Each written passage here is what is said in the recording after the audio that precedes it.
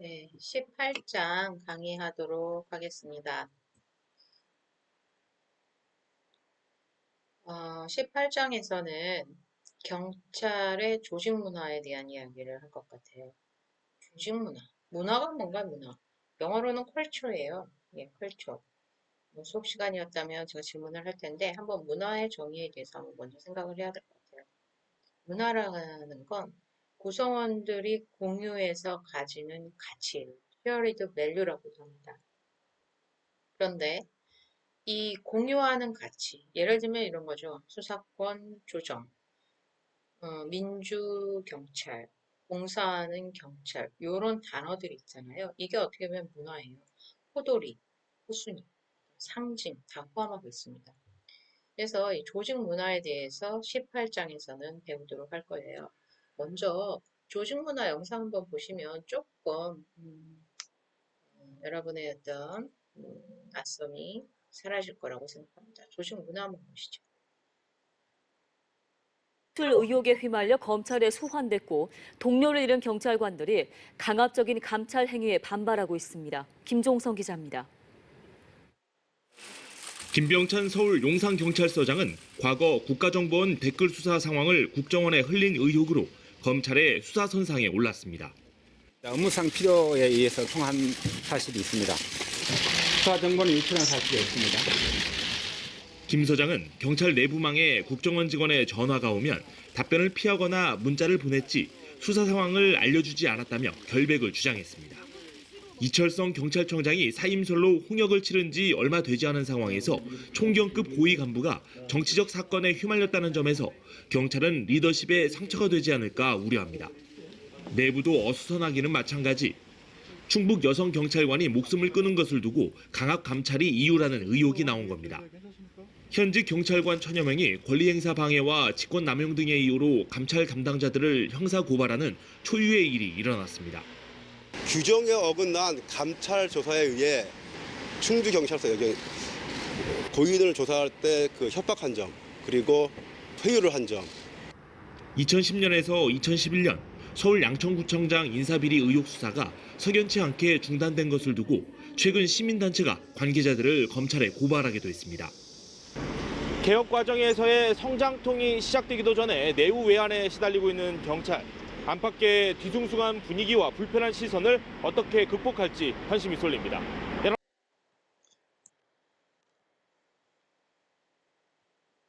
예, 조직에서 일어나는 이런 크고 작은 일들은 조직의 어떤 문화를 반영하는 거죠. 총경의 어떤 정보 유출, 여경의 자살, 그거에 대해서 폴라티앙이나 무궁화 클럽에서의 시위, 이런 움직임들이 전부 조직의 문화를 반영한다고 할 수 있어요. 이 조직 문화 한번 공부해 보도록 합시다. 조직 문화라는 건 구성원 간에 알려져 있어요. 이미 알고 있는 거예요. 상호작용의 이용 가능성이 있고 이 말이 뭐냐? 조직의 수장들은 이 조직 문화를 활용해요. 조직을 컨트롤하는데. 예를 들어 수사권 조정하는데 같이 응했으면 좋겠다. 그럼 어떻게 응집하죠? 외부의적인 검찰에 대응해서 경찰은 응집하게 되어 있습니다. 그 수장은 막강한 권력을 갖는 거예요. 단순히 경찰청장이 아닌 거죠. 조직 내 모든 의견을 다 반영하는 조직체인 거예요. 그런 문화의 응집, 구심체가 돼버리는 거죠. 이것처럼 상호작용에 이용 가능하고 목표와 개인 욕구 충족의 기능을 하는 겁니다. 그리고 공식, 지위 계층의 지지에 적합하다. 이건 뭐냐? 뭐예요? 조직의 수장들이 수사권 조정을 위해 애쓴대요. 그리고 직장 협의회를 만드는 데 애쓴대요. 이거 얼마나 좋아요. 예, 이런 것들 그게 상황에 잘 이용할 수 있어야 합니다. 조직 문화는 그런 성격이 있어요. 마치 뭐랑 뭐 같으냐면요. 뭐 밀가루 같다고 생각하시면 될까요? 뭉쳐지는 거예요. 물을 넣었을 때. 예, 그런 속성이 있는 거죠. 조직 문화는 복잡하고 끊임없이 변화하고 유기적인 기계처럼 움직입니다. 이게 조직 문화예요. 어느 순간에는 되게 뜨거웠다가 또 싸늘하게 돌아서는 여러분들이 그 연예인에 대한 대중문화를 생각하시면 좀 쉬울 수도 있어요. 그거는 호불호가 금방금방 나타나잖아요. 예, 그래서 복잡하고 끊임없이 변화하고 기계처럼 움직입니다. 조직문화 그 속에서 컨텐츠는 상징이에요. 그리고 신념, 믿는 겁니다. 그리고 신뢰, 서로 끈끈한 거죠. 이런 단어들로 이루어진 것이 조직문화입니다. 그리고 조직문화는 효과성을 끌어낼 수도 있어요. 어, 그 문화가 좋은 거예요. 수사권 조정, 아니면 어떤 정의, 그리고 밑에 사람들을 옹호해주는 그런 무궁화 클럽, 볼레띠앙, 이런 사람들은 내가 참여하고 싶은 거죠. 그리고 쭉 일관되게 소외된 계층, 하위 계급의 권리, 이런 걸 대표해요. 그리고 사명감을 갖게 합니다. 그리고 그 안에서 어떤 임무를 수행했을 때 그 뭐랄까 시너지 효과가 나는 거죠. 그렇기 때문에 조직 생활을 하는 분들은 조직의 구조만 중요한 게 아니에요. 인사만 중요한 게 아니에요. 그 안에 녹아있는 문화가 되게 중요한 거죠. 일본이 한국을 식민지화할 때 세웠던 게 문화경찰이에요. 문화적으로 식민지에 가는 거죠. 언어를 가리키고 일본의 문화를 전파해요. 그랬을 때 동화되는 거죠, 옥수님들은. 그것처럼 조직 문화는 조직을 응집하고 끌어내고 효과성을 나타내는데 중요한 역할을 한다. 그렇기 때문에 여러분이 조직 생활을 하려고 한다면 문화를 이해해야 된다. 경찰의 문화는 어떤가? 이제 계속 얘기를 할 겁니다. 문화의 결정 요인은 그 사업의 성격, 경찰은 어떤 성격을 가지고 있어요? 공익을 위해서 어떤 시민의 안녕 이런 걸 목표로 하고 있죠. 그리고 조직의 창시자. 모건대학교는 어때요? 어, 뭐예요? 선교사가 세웠었죠. 기독교 문화가 있어요. 네. 경찰대학은 어떨까요? 경찰대학은 경찰을 위해서 모든 걸 생각해요. 다 그 각각의 시발점이 어디였는가 그거에 따라서 조직의 문화는 결정됩니다. 그리고 조직의 문화는 어떤 구성원들이 들어오느냐 또 조직에 들어와서 어떤 사회와 가정을 거쳤느냐, 어떤 교육을 받았느냐에 따라서 계속 변화해 갑니다. 3번은요, 이 경찰관의 의식, 그리고 행동, 그걸 지배하는 경찰 문화의 어떤 관계, 그런 걸 이야기해요. 그래서 첫 번째 보시면, 문화가 지니는 질서 규범은 집단을 연대해요. 연결고리를 만든다는 거죠. 그리고 그 연결이 강하면 강할수록 어때요? 담당 직무에 몰입하고 전념할 가능성이 있는 거죠. 여러분들이 맨 처음에 학교 왔을 때 뭐예요? MT 가고 오리엔테이션 하고 선배랑 알고 또 교수라고 만나고 같이 하면서 어떤 연대감을 키우게 되면 그 학과가 좋아지는 거예요. 경찰 조직에 가서도 마찬가지죠. 동아리 활동이랄지 사건을 해결하고 같이 협력하고 하면서 점점 몰입하고 전념하게 됩니다. 두 번째 보시면 처음부터는 그런 몰입이 안 돼요. 그 사람이 그냥 계산적으로 나한테 돈을 주니까 나의 승진과 관련되기 때문에 아니면 경찰 조직의 안정적이기 때문에 같이 이렇게 접촉을 하겠죠. 나중에는 지식과 정보를 나눌 수밖에 없어요. 그러다 보면 일체감과 신뢰감으로 발전하게 됩니다.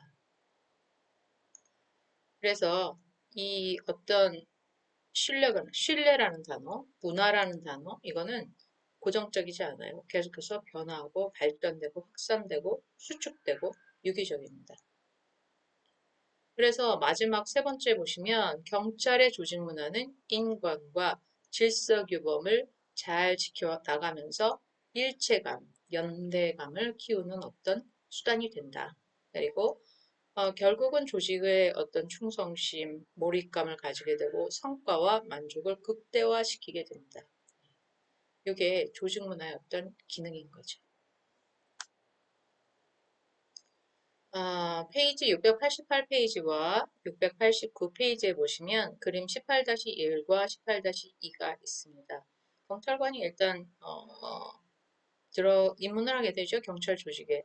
그러면서 경찰은 자기도 모르게 신뢰성, 청렴성, 전문성, 윤리성 이런 걸 익히게 돼요. 그리고 또한 조직 내부의 질서에 점점 융화되게 됩니다. 그러다가 경찰관의 어떤 행태가 나 자아 실현하고 싶어, 뭔가 존경받고 싶어, 뭔가 성취하고 싶어 이렇게 점점 발전돼 나간다는 거죠. 그게 18-1에 있고요. 18-2에 보시면 그런 조직 내에서 심리적 안정감, 그리고 조직의 어떤 일체성, 성취감 느끼면서 문화는 점점 성숙해 나간다. 그런 연결고리 안에 있게 된다. 그런 거죠. 그러니까 문화라는 걸 굳이 거부할 필요는 없는 것 같아요. 그 문화를 내가 내재하고 다른 사람과 공유하고 나눴을 때 자기도 좀 만족감을 느끼면서 업무가 힘들고 밤에 근무하는 게 졸리고 뭐 육체적으로는 필요하지만 어떤 사명감, 봉사의식, 일체감 이런 게 머릿속에 탑재가 되면 좀 이겨나갈 수 있어요. 군인 정신, 경찰 정신 생각하시면 조금 쉬울 수도 있겠네요. 3절 마지막 보겠습니다. 예, 오늘은 이렇게 17장과 18장까지만 강의하도록 하겠습니다. 교재가 거의 끝났어요. 만약에 이게 온라인 아니고 학교에서 했다면 중간중간 여러분의 그 발표 상황에 대한 코멘트, 그리고 발표, 토론이 들어가는 수업이에요. 그래서 이게 조금 일찍 끝날 수 있을 것 같아요. 그런 걸 일체 지금 못하고 있기 때문에. 그리고 조금 일찍 끝나더라도 여러분이 이제 팀별로 PPT를 작성하세요. 이제 그런 과제가 나가거나 마찬가지니까요. 그리고 다음 주에는 저희 19장만 하도록 하겠습니다. 다음 주도 PPT 작성을 하셔서 그 다음 주에 단톡방과 LMS에 올려주시면 됩니다. 그걸로 평가를 할 거고요. 기말고사는 주관식으로 5문제 중에 3문제 택일로 해서 쓰는 것으로 하겠습니다. 시간은 물론 딱 이틀만 줄 겁니다. 마지막 3절하고 오늘 정리하도록 하겠습니다.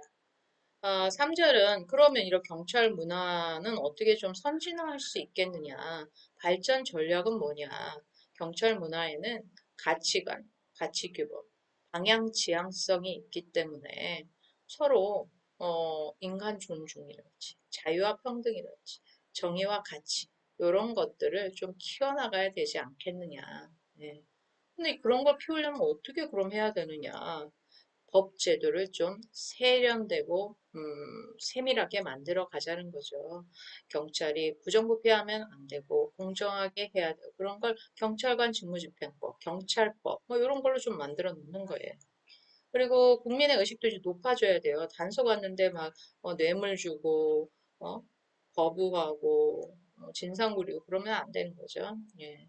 그리고 내부 고발자, 영어로 뭐라 그래요? 휘슬블로어라 그래요.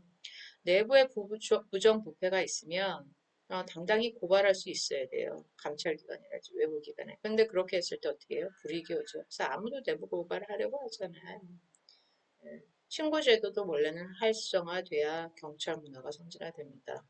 그래서 경찰 조직 내부에는 폴레띠앙이랄지 무궁화 클럽이 있는 거예요. 경찰의 부정부패 비리를 신고할 수 있는 통로가 되는 거죠.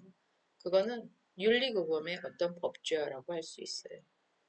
그리고 이제 제도화 갖고는 안 되는 거죠. 뭐 벌 주는 게 무서워서 법으로 되어 있으니까 이런 거보다는 한 차원 높여서 우리가 기본적으로 가져야 할 도덕적 가치가 무엇인가 생각해 봐야 되는 거죠. 내가 소명감을 갖고 일하는 이 조직에서 해야 될 거, 하지 말아야 될 걸 나 스스로 도덕적 기준으로 구별하는 것이 제일 바람직하다라는 거. 그런 문화야말로 선진화된 문화이고 그런 조직에서 안정감과 일체감을 경찰이 느낄 수 있다라는 거죠. 법으로 강제하고 처벌하고 감찰하고 자살하는 사람들 나오는 거죠.